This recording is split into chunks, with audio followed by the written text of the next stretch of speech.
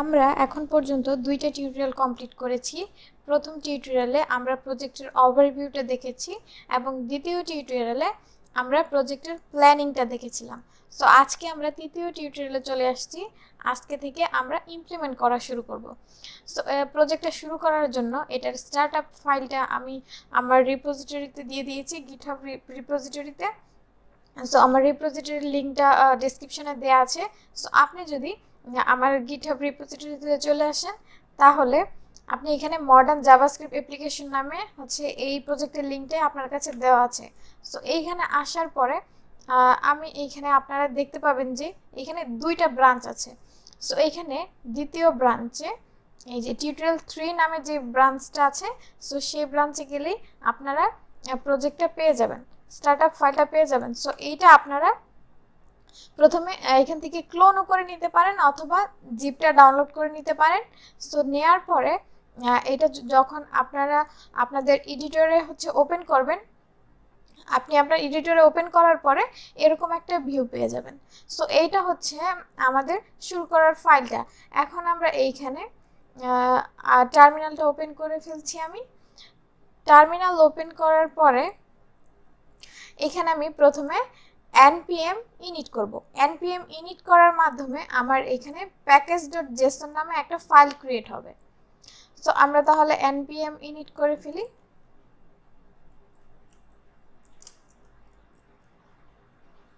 npm init -y দিয়ে দিচ্ছি যাতে আমাকে বারবার এন্টার না করতে হয়। সো আপনারা চাইলে শুধু npm init দিয়েও করতে পারেন।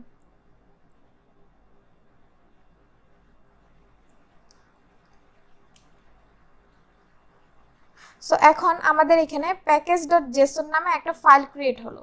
সো আমরা যদি এই package.json এ যাই তাহলে এই যে এখন আমাদের এখানে এই যে আমাদের প্রজেক্টের নাম সহকারে ভার্সন সহকারে এখানে এগুলো চলে আসছে। আচ্ছা, এখন আমরা কি করব? এখন আমরা এখানে পার্সেল ইনস্টল করব। তাহলে আমরা npm পার্সেল ইনস্টল করে ফেলি। ইনস্টলকে সংক্ষেপে আই লিখলেও হয়, তো আমি এখানে সংক্ষেপে আই লিখলাম। তারপর এটাকে আমি -d লিখছি, তার কারণে এটা আমাদের ডেভেলপমেন্টের জন্য আমরা ইউজ করব। মানে এটা ডেভেলপার ডিপেন্ডেন্সি, মানে এটা আমরা প্রোগ্রামাররা আমাদের সুবিধার জন্য ইউজ করি, যার কারণে এটা তো প্রজেক্টের জন্য মানে অন্যান্য কাজের জন্য প্রয়োজন নেই, এটা মূলত আমাদের সুবিধার জন্য। সো সেগুলো আমরা প্রজেক্টে যেন না যায় সেই জন্য আমরা এখানে -d দিয়ে এটাকে আমাদের ডেভেলপার ডিপেন্ডেন্সির মধ্যে রাখলাম। সো এই পার্সেল ইনস্টল করার মাধ্যমে এইখানে কি হবে, আমাদের এইখানে ফোল্ডার একটা ডিস্ট ফোল্ডার ক্রিয়েট হবে। সেই ডিস্ট ফোল্ডারের মধ্যে এই যে আমরা এখানে সমস্ত যা যা কাজ কারবার করব সব কি হবে সেই ডিস্ট ফোল্ডারে যে জমা হবে, যেটা আমাদের ইউজার ফাইনালি দেখতে পাবে। এখন কথা যে এই পার্সেলটা আমরা কেন এখানে ইউজ করছি।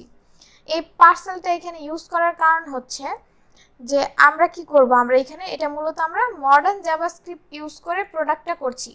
তার মানে আমরা ES6 জাভাস্ক্রিপ্ট ইউজ করব, মূলত মেইনলি এটা ইউজ করা হবে। সো এখন কথা যে আমাদের ব্রাউজার মডার্ন জাভাস্ক্রিপ্ট বোঝে না, সে একমাত্র ভ্যানিলা জাভাস্ক্রিপ্ট বোঝে। তো আমাদের ব্রাউজারকে তো আমাদেরকে বুঝাইতে হবে সামহাউ, যে আমরা যে কোডটা করব তাকে তো বুঝতে হবে। সে তো ভ্যানিলা জাভাস্ক্রিপ্ট বোঝে, সে তো মডার্ন জাভাস্ক্রিপ্ট বোঝে না। সো এই জন্য আমাদের কি করতে হবে, এই আমাদের মডার্ন জাভাস্ক্রিপ্টকে কোনো না কোনোভাবে আমাদের ভ্যানিলা জাভাস্ক্রিপ্টে কনভার্ট করতে হবে। সো এই কাজটা করে থাকে বেবেল, কিন্তু এইখানে আমরা বেবেল ইউজ করব না, আমরা কি করছি এখানে পার্সেল ইউজ করছি। পার্সেল কি করবে, সে এই কাজটা করে দিবে আমাদের, আর এক্সট্রা করে মানে এখানে আবার নতুন করে আমাদের বেবেল নিয়ে আসতে হবে না। এই পার্সেলের মধ্যে বেবেল আছে। সো সে কি করবে, আমাদের এই মডার্ন জাভাস্ক্রিপ্ট কোডটাকে ভ্যানিলা জাভাস্ক্রিপ্টে কনভার্ট করবে। তারপর এই মডার্ন জাভাস্ক্রিপ্টে কনভার্ট করবে এবং দেখেন এখানে আমরা কিন্তু সার্চ ইউজ করছি। এখন সার্চ ইউজ করার কারণটা হলো মানে বড় প্রজেক্টে যখন আমরা বড় প্রজেক্ট করব তো সেই ক্ষেত্রে সিএসএস ইউজ করে কোড করাটা একটু জটিল হয়ে যায়। সো এখানে আমরা যদি সাচ ইউজ করে কোড করি তাহলে সেটা আমাদের জন্য একটু ইজি হয়। সো তার কারণে আমরা এখানে সাচ ইউজ করছি। কিন্তু আমরা যে সাচ ইউজ করছি আমাদের ব্রাউজার কিন্তু সাচ বোঝে না। সো এই হচ্ছে সাচকে কনভার্ট করে মূলত সিএসএ যাইতে হবে।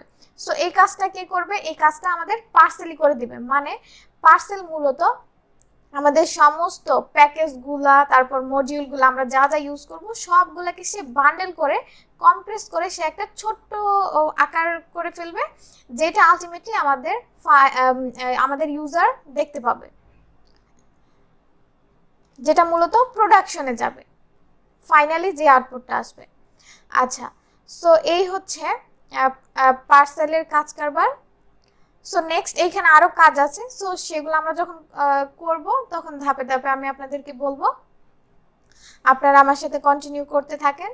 আর মূলত হচ্ছে এখানে বোঝাটাই মেন কাজ, যে আপনি কি কি করা হচ্ছে আপনি স্টেপ বাই স্টেপ বোঝেন কিনা, বা যখন আপনি স্টেপ বাই স্টেপ বুঝে করবেন তখন আপনি নিজেই একটা প্রজেক্ট করতে পারবেন।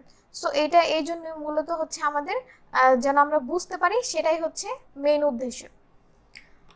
তো এইখানে পার্সেলটা ইনস্টল হচ্ছে। পার্সেল ইনস্টল হওয়ার পরে আমরা এখানে npm ইনস্টল করব। npm ইনস্টলের মাধ্যমে কি হয় যে আমাদের প্রজেক্টে মানে যত ধরনের ডিপেন্ডেন্সিগুলো আছে সেগুলা ইনস্টল হয়ে যায়।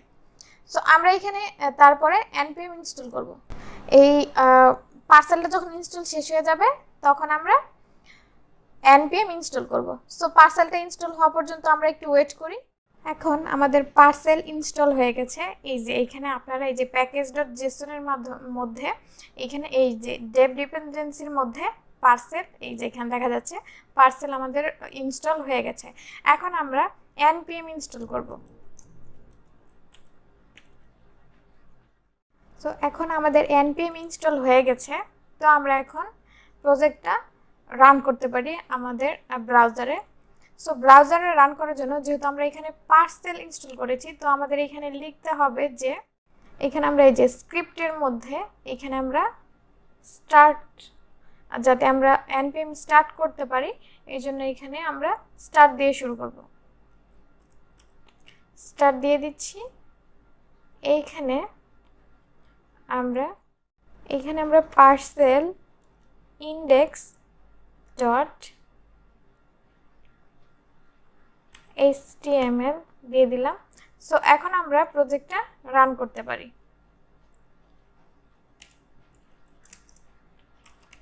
npm স্টার্ট দিয়ে এখন আমরা প্রজেক্টটা রান করছি।